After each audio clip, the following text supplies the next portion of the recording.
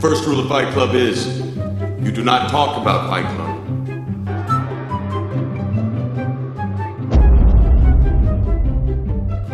Second rule of Fight Club is, you do not talk about Fight Club. Third rule of Fight Club, someone yells stop, goes limp, taps out, the fight is over. Fourth rule, only two guys to a fight. Fifth rule, one fight at a time, fellas.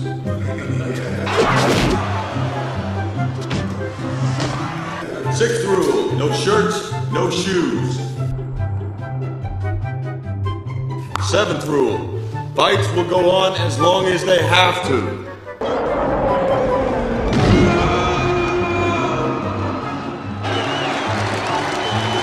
And the eighth and final rule, if this is your first night at Fight Club, you have to fight. Okay, I'm not doing this video. No, I'm not doing... No, because we all know what the first rule of Fight Club is, and I would be breaking that rule if I spend the next few minutes talking about movie mistakes in Fight Club. So, thanks. I've already broken the rule because now I'm talking about it. Thanks a lot. Anyway, hey, did you know that when the narrator hits Tyler Durden in the ear, Edward Norton actually did hit Brad Pitt in the ear.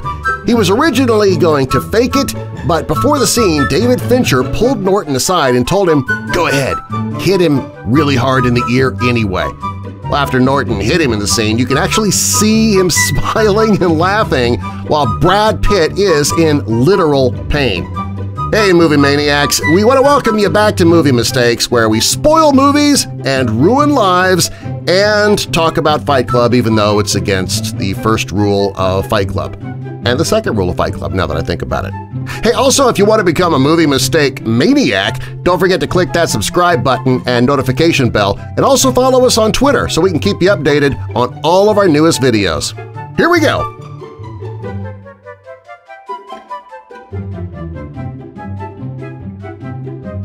Close to the end, when Edward Norton runs up to the front of the empty building and Brad Pitt appears, he tries to break the glass door by pushing a bench into the door, but it doesn't work. He doesn't move the bench, and he then shoots at the glass and breaks it, and when it shows him walking through the broken door, that bench has disappeared.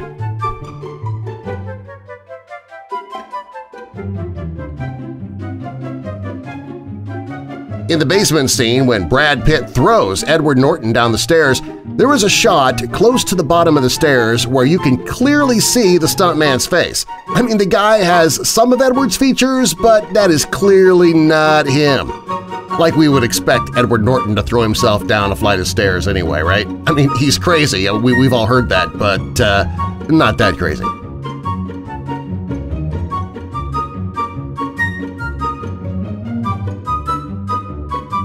During the police interrogation, the narrator is pinned to the table by 3 cops. After he gets the gun and rolls back off the table, you can easily see the power pack attached to his back/underpants during the roll.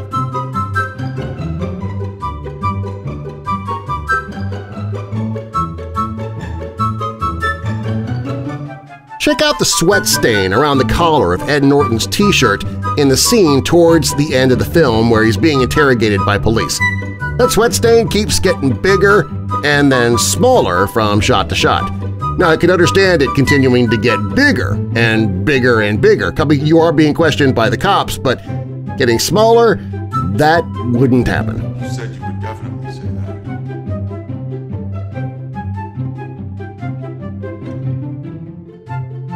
When Ed Norton is blackmailing his boss, one of my favorite scenes in the movie, by the way. I mean, seriously, if you haven't seen that scene, or this movie for that matter, you really need to watch it. Turn off this video right now so you don't get any more spoilers and go watch Fight Club and then come right back so we can point out what you missed in the movie with the mistakes. Anyway, the thermostat during this scene, it changes in some of the shots. The chair moves a bit to the left too.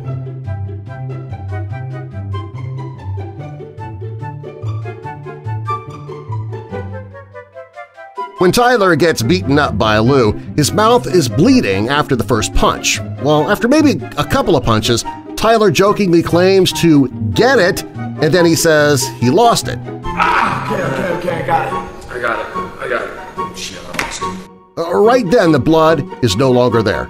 Maybe Tyler has Deadpool's healing ability. Ooh, shared universe! Hey, it could happen. I mean, Edward Norton did play the Hulk. They're both Marvel characters. Think about it.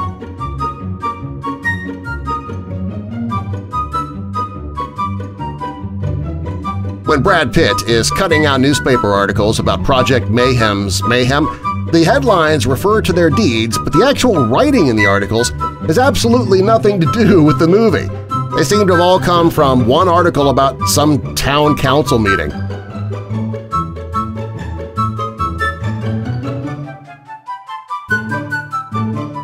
Near the end of the film, when Tyler throws Ed Norton down the steps, we get the view from a security camera. However, we can see the camera that we're supposed to be looking through in the top right-hand corner. Cameras don't work that way.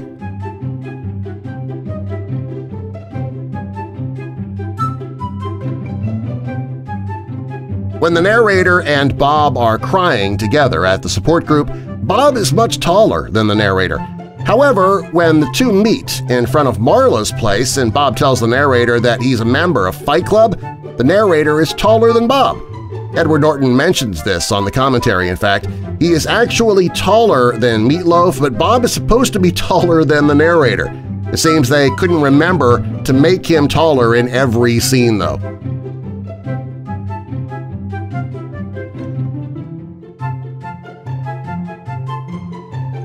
When the narrator first meets Bob, Bob starts telling him how he used steroids. When one shot, we see the narrator's right hand is resting at the middle of Bob's back, but in the next shot, we see his right hand at the top of Bob's back and a little above his armpit. So what'd you think of these cool movie mistakes? Well, you can't leave us a comment because then you'd be talking about Fight Club. Nah, I'm kidding. Go ahead. Leave a comment in the section below. What are they going to do? Also, don't forget to tell us what you want to see next. You can join our family today by clicking the subscribe button and notification bell now, and we'll keep you updated on all of our newest videos.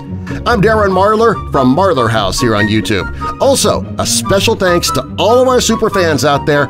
We'll see you next time.